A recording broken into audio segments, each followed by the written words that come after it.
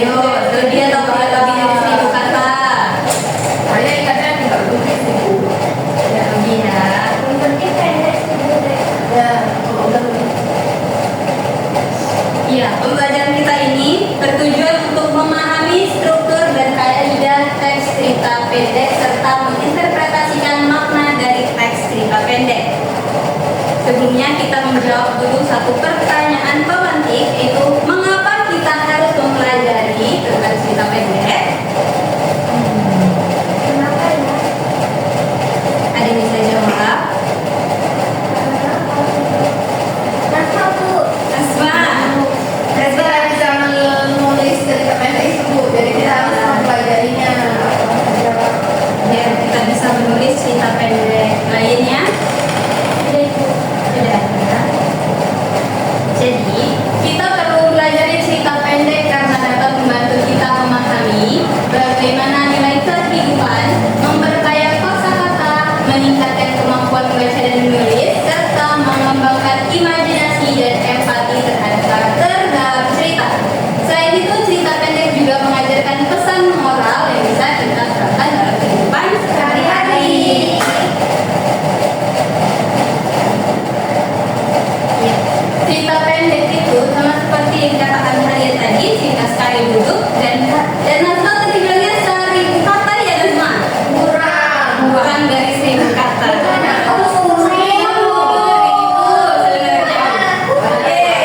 Jadi cerita pendek itu adalah suatu karangan pendek yang berbentuk naratif atau cerita prosa yang menceritakan kehidupan manusia yang penuh perselisihan, mengharukan dan menggembirakan.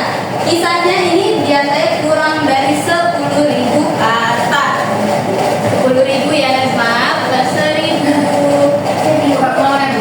Berkenalnya ya. Ya, struktur dari cerita pendek. Apa itu struktur? Bagian-bagian gitu. Ya, struktur adalah berupa alur yang menjadi jalinan cerita dan sangat diperlukan ketika menyusun sebuah cerpen. Ada berapa struktur dari cerpen?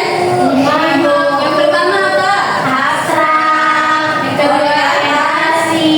yang ketiga yang keempat Evaluasi. yang kelima Solusi. abstrak itu apa sih? Gambar awal dari cerita. Awal dari cerita. Kalau orientasi Tahap pengenalan tokoh Ibu. tahap pengenalan tokoh.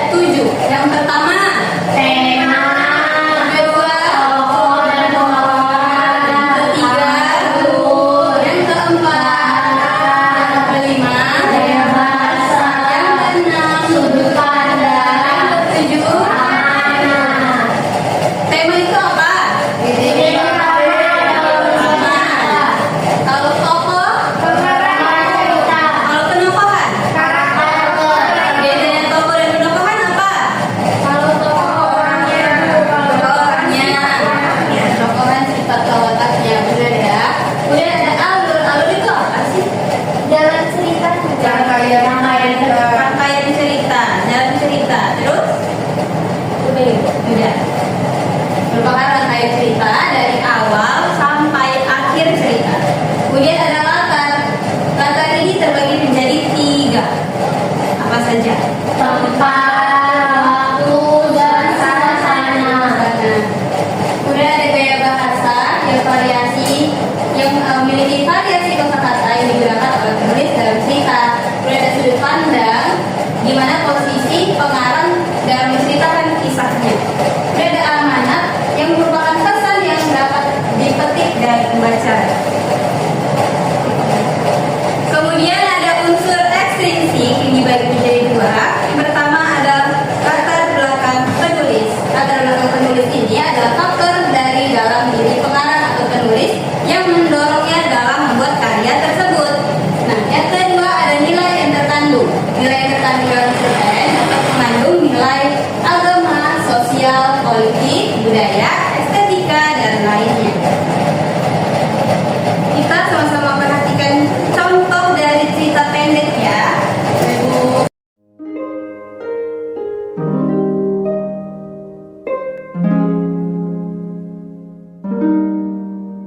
Sore itu senja mulai menyingsing. Matahari mulai meredupkan sinarnya. Tanda bagi sebagian orang bahwa waktu istirahat akan segera tiba. Angin dari arah laut yang tak jauh dari tempat ini seolah menyapa setiap insan yang melewatinya. Sayangnya hanya sedikit yang peduli akan hadir. Derit rel kereta yang beradu dengan roda besinya semakin meriuhkan suasana. Di tengah keramaian manusia yang berlalu lalang, sepertinya hanya aku yang merasakan kesepian. Dan angin seolah menjadi kawan tempat bersandar kata yang tak bisa diucapkan. Di tempat ini aku banyak belajar. Ketika gedung-gedung tinggi nan megah ibu kota bersejajar dengan ganggang sempit yang pengap dan gelap, membawa banyak pertanyaan yang tak bisa ditanyakan, apalagi berharap mendapatkan jawaban. Kopi yang kupesan dari ibu-ibu pinggir jalan rasanya sudah cukup nikmat untuk menemani soreku. Seperti biasa, di tempat ini tak banyak kawan yang bisa kuajak bicara. Mungkin hanya dia yang kurasa mau mendengarkan semua cerita. Hei, kau lihat kawan? Gedung tinggi itu bukankah begitu megah? Siapa gerangan yang tinggal di sana? Tanyaku. Sama sepertimu, mereka orang-orang yang punya pertanyaan sama dengan. Jawabnya. Pertanyaan apa? Lanjutku bertanya. Mereka bertanya padaku, apakah aku melihat rumah-rumah kumuh dengan ganggang sempit yang becek serta bau besi itu? Lalu mereka pun menanyakan hal yang sama seperti itu. Mereka bertanya, siapakah gerangan yang tinggal di sana? Lalu apa jawabmu? Tanyaku penasaran. Dia tersenyum, lalu menjawab. Ku jawab sama seperti jawabanku padamu. Aneh, bagaimana mungkin pertanyaan digunakan untuk menjawab pertanyaan, dan pertanyaan itu dijawab dengan pertanyaan yang sama? Aneh bukan? Tapi sepertinya memang itulah yang terjadi. Mereka yang tinggal di gedung-gedung tinggi dan mewah berpikir sama seperti yang dipikirkan oleh orang-orang yang tinggal di tempat kumuh itu. Kunyalakan sebatang rokok yang sedari tadi hanya kutimang-timang di tangan.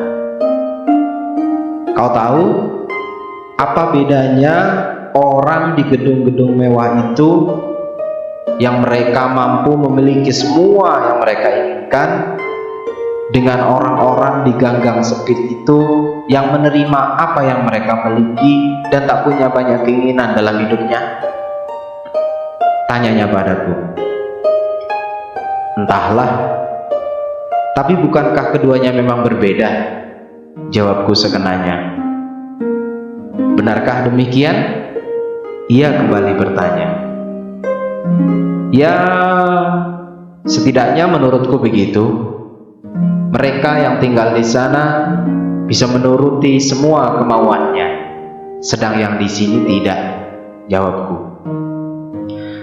Maksudku, apa bedanya orang yang bisa memenuhi segala keinginan hidupnya dengan mereka yang tak punya keinginan apa-apa dalam hidup? Terangnya padaku. Meskipun begitu, aku tak bisa memahami ucapannya. Aku tak tahu. Bisa kau jelaskan apa bedanya? Aku memilih memintanya menjelaskan. Tak ada bedanya. Keduanya sama saja. Kalau memang kamu tidak bisa memenuhi semua keinginan dalam hidupmu, maka cara termudahnya adalah dengan tak perlu menginginkan apapun.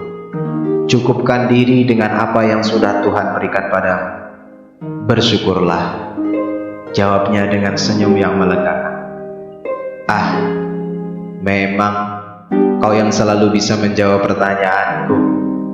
Pertanyaan yang tak bisa kuajukan kepada manusia, tapi kau mendengarnya, dan aku pun mendengarmu. Memang benar. Bukankah sudah begitu banyak yang Tuhan berikan, bahkan tanpa pernah kita minta sebelumnya? Aku kira hanya rasa syukur yang bisa menjadi kekuatan mereka yang tinggal di gang-gang itu untuk dapat tersenyum dengan lepas.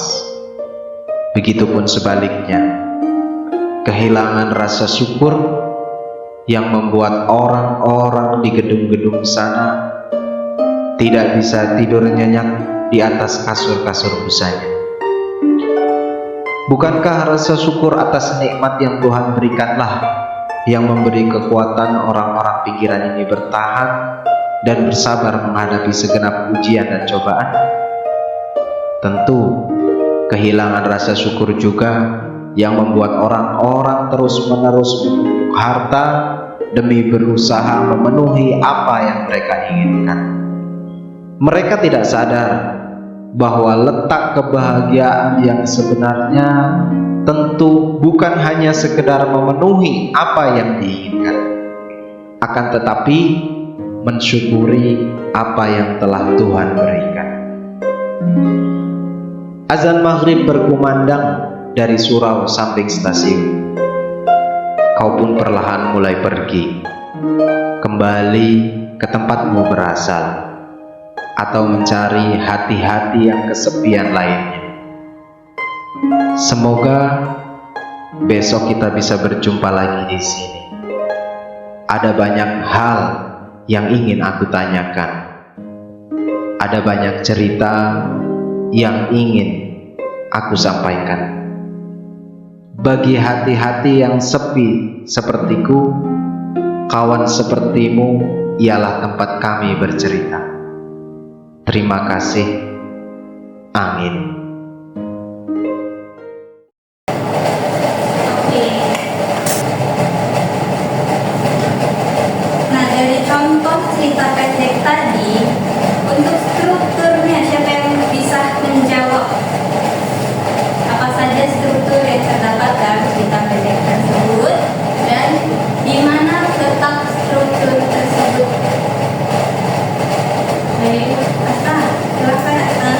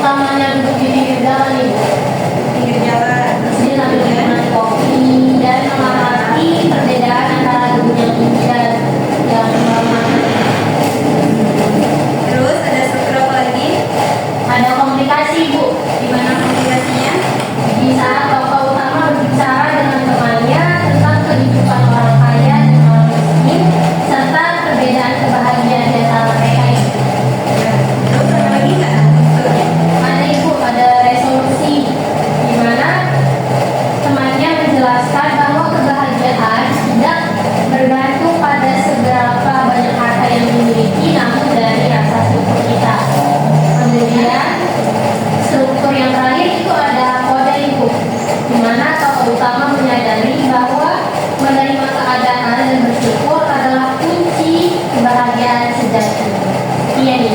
Iya.